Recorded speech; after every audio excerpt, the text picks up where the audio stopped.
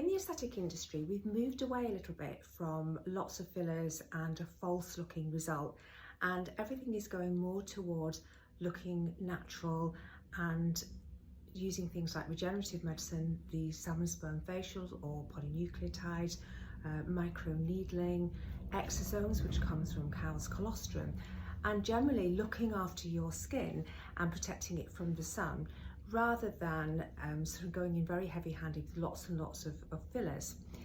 That's a really good trend, but you do need to be aware of what kind of result you're going to get from that. So if you want to look radically different, which, let's face it, most of us don't want that, but if you want to see a real difference, you're not maybe going to get that from just polynucleotides. Let's take, for example, the eye area, which is notoriously difficult to treat, and the skin tends to get very thin and a bit crinkly. And previously, when we just used fillers, sometimes you'd get a very puffy kind of result. So polynucleotides or salmon sperm are great for that because it's going to improve the skin texture. But if you've got really deep circles and a lot of volume loss, you're not going to replace all that volume with just polynucleotides.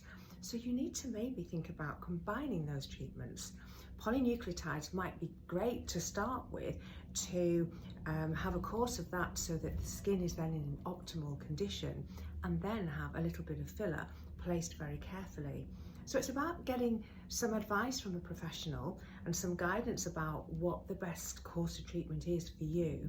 And remember that when you look at your face, you see far more fault with it than other people. People tend to hone in on one thing that they hate.